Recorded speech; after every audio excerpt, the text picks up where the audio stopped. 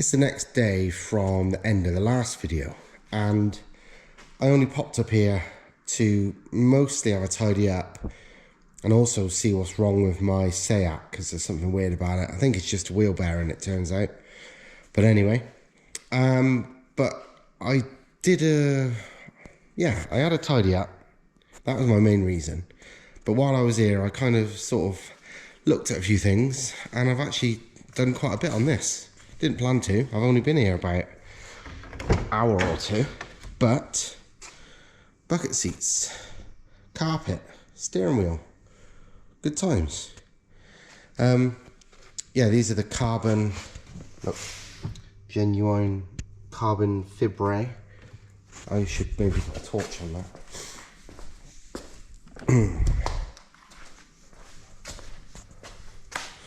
So yeah, these are carbon Sparco ADVs, which were out of something expensive. I can't remember what. I think it was like an Evo 9 Group A rally car, if I remember right.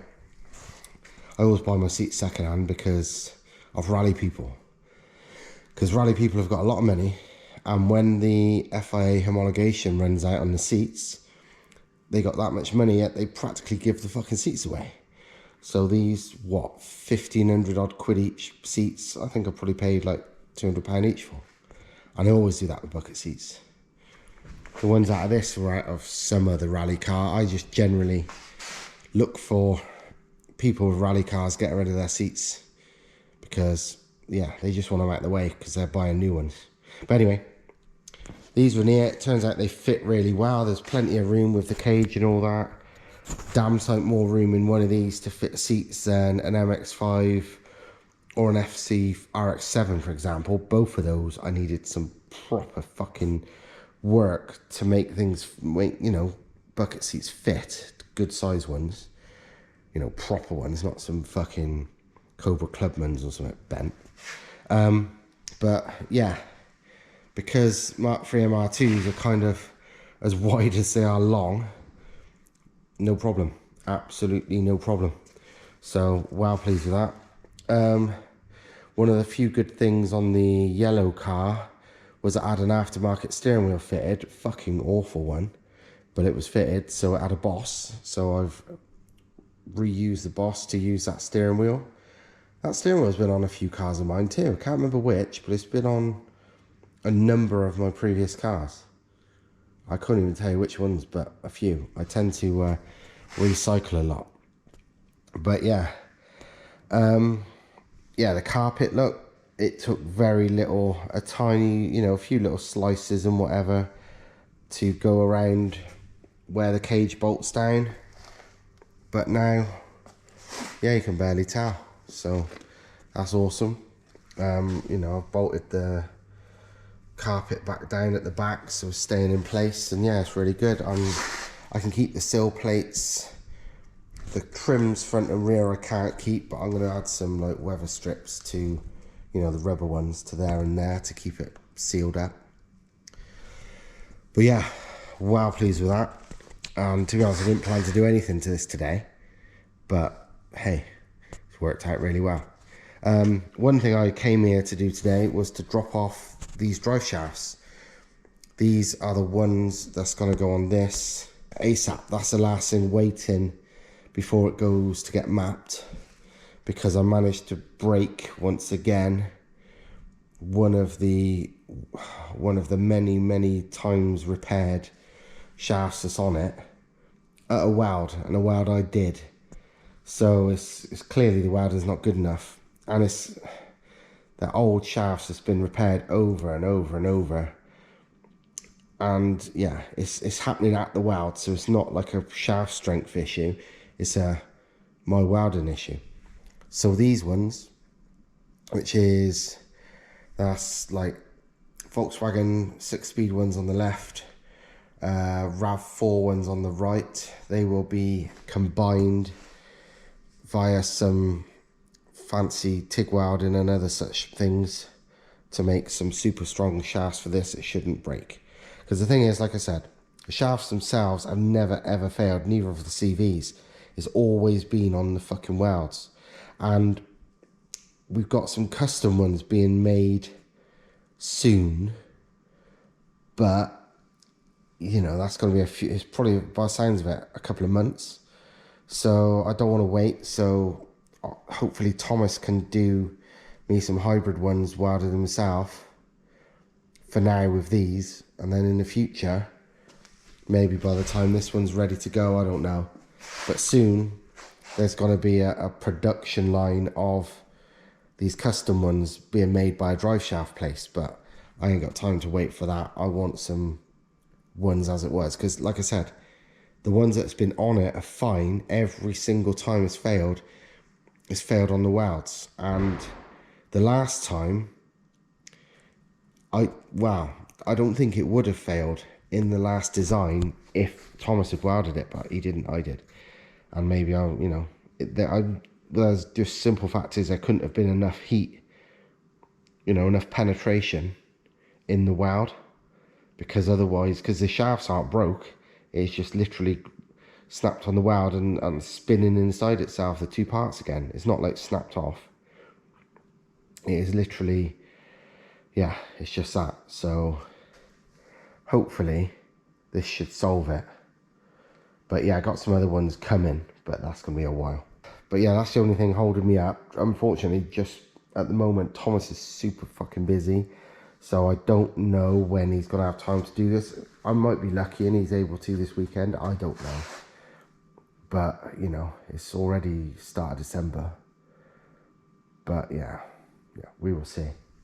But yeah, looking fucking good, both things. But yeah, for now, I just got to crack on this whenever I've got time because, well, there's nothing left to do on this. This thing's ready. But this thing, obviously, it don't need much, as you can see. Mostly needs a fucking engine. Obviously, I've done the interior now, pretty much. But there's a lot of shit in the front and the back of the car that I will no longer need, that I will remove, and I will try and weigh as well, because thinking about it, there's a fair bit of it. And I've never weighed it before, so it'll be interesting to see how much weight comes out of it. I'm pretty sure quite a bit, but we will see. Right, so that's the rear stripped of all the shit that you don't need. So the crap that goes underneath the back of the engine cover, including the thing that I guess stops rain getting through the vents, but it also means the vents don't really do anything, so bit pointless. The rear silencer, because this still had that. The rest of the exhaust weighs more than the rear silencer because it's got 3 cats in it, but it didn't come with that, so can't weigh that. And just generally loads of crap. It's just loads of pointless metal heat shields and this, that, the other, which don't serve a purpose when you're modifying them at all, really, because you could heat wrap it and save lots of, it's more saving space than it is weight. These heat shields are only thin metal, but it just makes it so cluttered and wanker to work on and so much less space, where as soon as you get rid of it, big open area. But anyway, this is all of it. Everything I don't need. Like I said, only the back box, none of the midsection, none of the manifold, nothing. But, bumper and everything's still there, everything looks normal. Basically same as what I've done on that. And that lot, 19.5 kilos. So yeah, loads of crap, 19.5 kilos. Well, that's the front emptied out mostly of the shit I don't need. I need to remove the front bash bar, but that can wait because I can't bother right now. They don't weigh a lot anyway. It's, I think 3.5 kilos. Not a huge amount, but I'm mostly removing it because, well, create space. And it's weight. The main weight is the plastic bin where, the luggage compartment. and the spare wheel, and actually the standard alarm siren as well, and its mount. But that's all that is there, and that adds up to 16.7 kilos. And the crazy thing is, about, I think it was 12 and a half kilos of that was the spare wheel alone.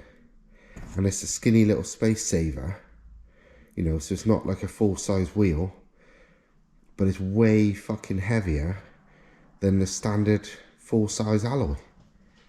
It's like, what a load of shit. But hey, I'm not running either. I just run a can of tire weld for any puncture I ever get. Yeah, pretty significant. 16.7, and what was the other lot? 19 and a half.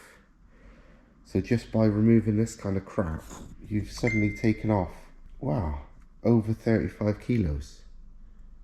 That's a lot. 35 kilos just from that on a car that weighs only 965 standard. That's decent going, plus all the interior stuff, which is a lot, as I shown in the last video. Right, I'm kind of out of jobs to do on these now tonight. Not because there's no work left to do on them, but because the only real job on that is the drive shafts, and I can't do anything about that. And on this, there's loads that need doing, but it all needs bits of money spending. I mean, you know, I need side mounts for the seats. I need even little things like the little bolts that hold the steering wheel on. And I need a fuel pump, and I need this and that and the other, and loads of shit. But it involves spending money. And at the moment, I'm fucking skint. Like skint. And the thing is, with mapping needed on this, that's priority. So until I've got a bit extra money, I can't buy any of the bits I need for this, even if it's little bits really, until I either get more money or I pay for mapping first, because I don't want to buy shit for this and then realise I can't afford mapping, because that'd just be fucking retarded, wouldn't it? So, you know, there's no rush with this. This thing's meant to be my backup car, but in reality, it's mostly going to be, this is going to be like, it's not going to be a daily, but it'll be used a lot. It'll probably be my daily a lot, just because I like driving fun cars. And this will be my dry weather, looking for races car. I mean, don't get me wrong, this will destroy 99% of the cars on the road. But when I'm looking to go really fast, like really fucking fast, you know, chasing bikes and hypercars, it's this one. So, you know, it depends what they're doing. But this one will end up getting used more, I would have thought. But either way, this is another thing I thought as well. I'm not going to use them both at once, am I? Of course not. I can only drive one car at a time. And in some respects, because they're like backup cars to each other, one could well be broken while the other one's in action as well anyway, you know. That's kind of how it is. So why do I need two ECUs? I don't. So, I thought of this because I was watching a Peter Bjork video earlier, and he was, he's got his twin turbo Lambo, and he's also got his Volvo that he's putting the Lambo engine in. And he took the Motec off the twin turbo Lambo to run the Volvo, because, well, why buy two ECUs? Lots of money. One's fine. It makes no sense. You're only driving one at a time.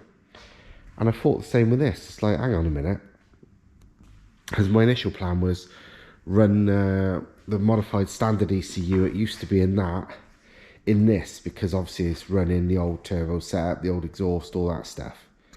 And then once I got the money, put the, you know, buy Ignitron for this, and then I can have all the anti-lag and math-less and all that shit. But it's like, hang on a minute.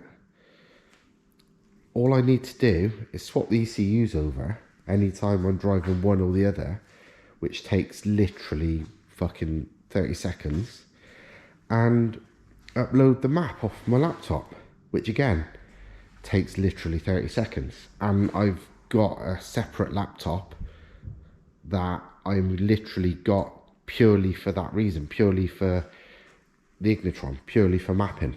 It's just a spare little light laptop which I can take with me in the car or cars for that reason. So yeah, I may as well, unless I get an idea that tells me that's a bad idea, and I don't think there is, that I may as well run an Ignitron on both. Because the thing is, if I do it from the off, it makes life a lot simpler in regards to things like making the air intake. I don't have to worry about the MAF sensor, you know, location and all that shit. And yeah, it's just fucking about like that. It's just, I could do it all at once, just done, you know? So yeah, I'll probably do that. And I'm also thinking maybe, well, I need to decide what I want to do. I'd like to at least reuse the clutch and flywheel that was on that car as well. It was a Blueprint, it's this one, a Blueprint single mass conversion, which is rated at the same amount of torque that the standard like TT225 clutches. And I'm pretty certain they hold up to well over 300 pound-foot, even on like a 1500 odd kilo heavy as fuck 4-wheel drive TT. And on this one, even with all them launches, it showed no sign of slipping ever. And it's, so I reckon for this one, I'm going to reuse that clutch. It's had very little use. I mean, to be honest, I'd be half tempted to buy another one if I needed to, because again, it's like 200 quid. But yeah, I reckon rather than, because obviously on this one now, it's got the all singing, all dancing, super light, multi-plate, blah, blah, blah. But that's not needed for this. Not ridiculous torque, and probably 350 max, but in a very light car. So I might, just to save money, reuse that, because there's probably no reason not to. There's these funny Chinese twin plate and lightweight flywheel setups that you can buy for 180s or 190 TDIs. I've seen them on eBay, and they're like super cheap. They're like 350 quid direct from China, 360, something like that. I really want to try one. They don't look bad. I wonder how good or bad they are. But on this, there's no real need to, so I'll probably reuse that, because the whole point of this is low budget backup mobile, minimum budget, maximum fun, same as this was originally. If anything, this is even cheaper, because even, you know, it's recycled parts from this. Once this is all mapped and performance tested and dynoed and, you know, all the numbers, I still need to do the pricing on this, because for the performance, I will have spent fuck all. Absolutely fuck all. But it'll be the same with this one too. So well, that's one thing I need to do. Work out what I want to do regarding cooling. Not cooling as in water, the cooling, that's easy. The standard radiator is perfect. I mean, on this one, it's got a uprated standard one, but that was mostly because the standard one was fucked when I had a look at that one. If this standard radiator looks in good condition, I'll stick with it, because it's a good radiator. What I mean is charge air cooling, the intake temps. Obviously on this one, I've got the charge cooler in there, and it works amazingly. I'd rather run something simpler, because the thing is with charge coolers, you got the charge cooler, You got the lines running to wherever the radiator is. You've got the pump. You've got the radiator for the charge cooler. Blah blah blah blah blah. It's a lot of fucking about. A lot of like just extra weight and extra stuff. It's ideal for mid-engine cars where you can't easily get the air to an intercooler efficiently. Because the good thing about charge coolery shit is, yes, a lot of it and it can weigh a lot, but you can mount it anywhere, hence why I've mounted it there on mine. But I'd rather not still. So on this, I need to work out if there's anything else I want to do or able to do. On Thomas's 19 TDI one, you had like a 600 by 300 by 75 typical big front mount. That's good for like 600 brake normally. It was off an FDRX7. It was like a Trust Greddy type one, and he modified it to fit. He had it like rear mounted, which is very common on like K turbo swap ones of these. But if you log intake temps, and it wasn't coping very well at all. It was not. And he added some ducting after, and that might have helped.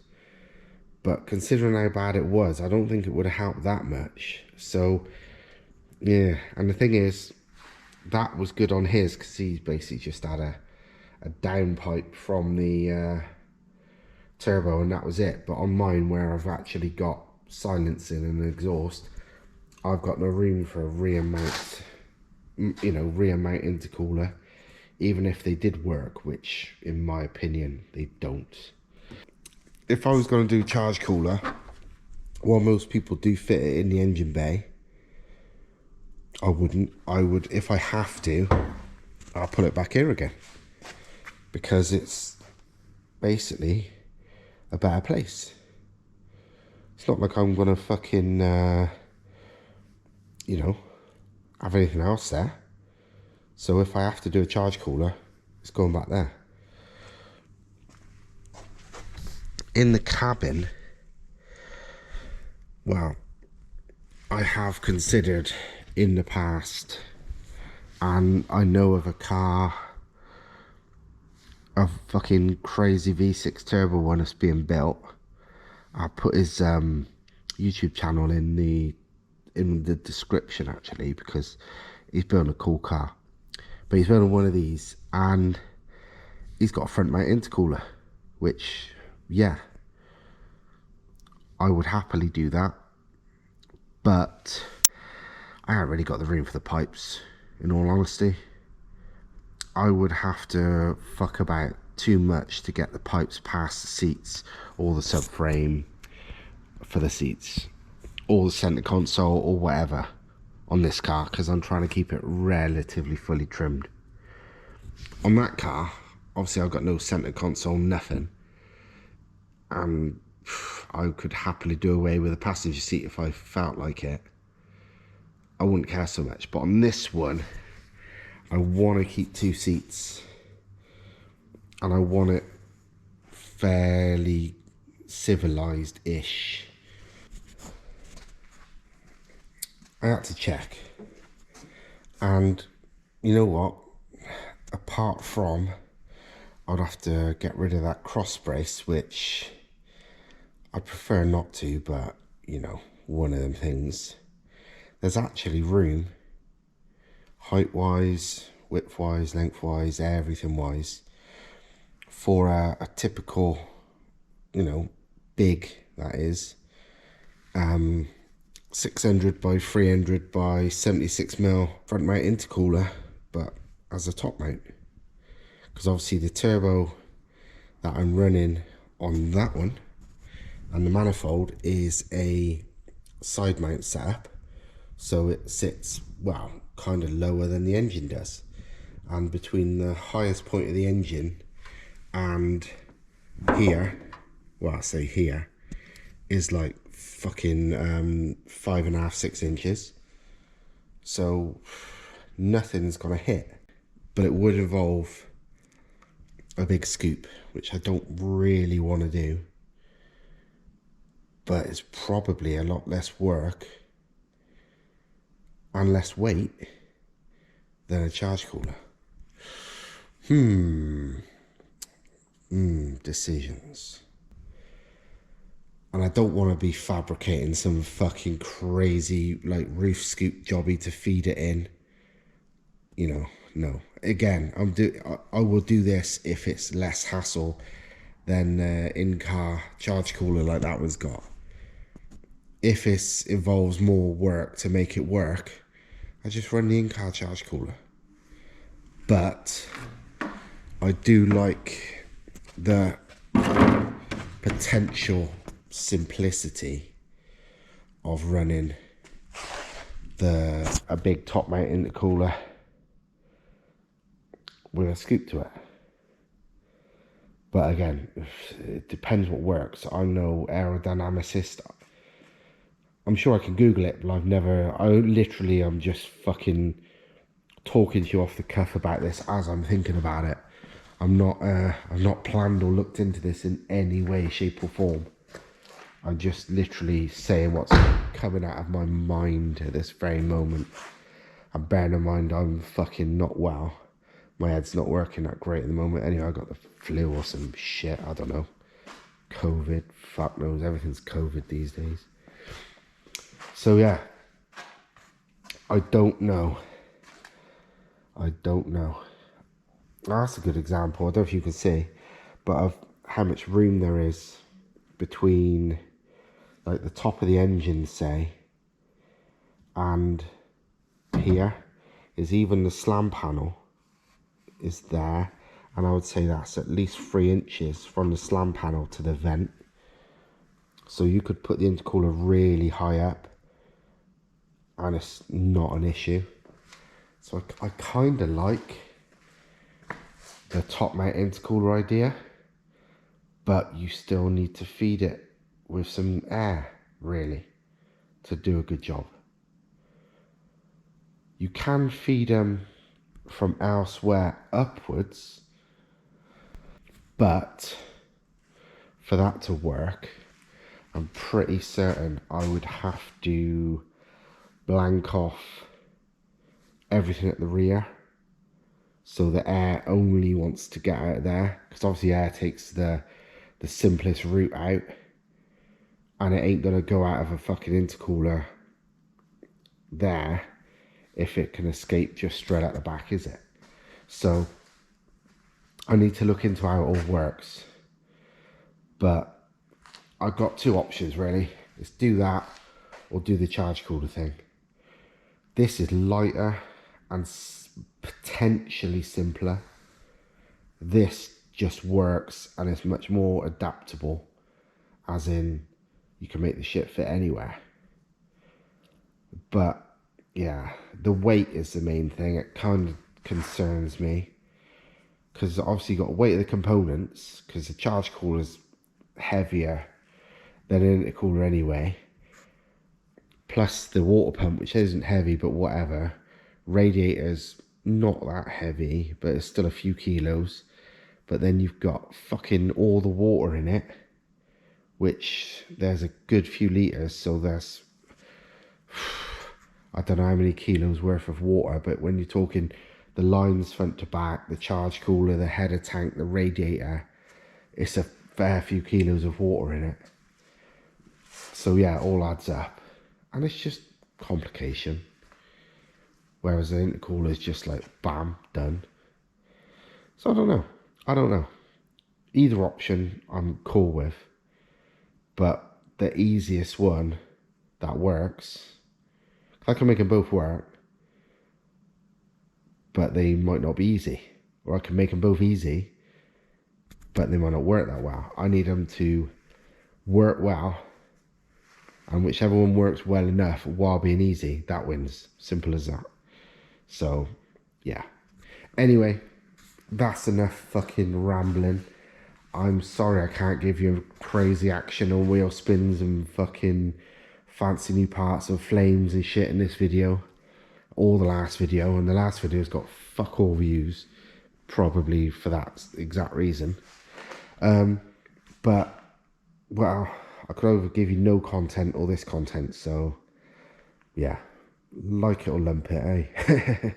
Anyway, hope you liked it, and I will see you in the next one, which hopefully I'll try and do within a week. I'm trying to basically put these out as often as possible without the content being shite. So actually doing something. So yeah, it's not the fucking crazy action that I'll be doing once one or both's on the road, but it's not just like just bullshit, you know what I'm saying? So yeah, hope you liked it, and I will see you next time. Ta-ra.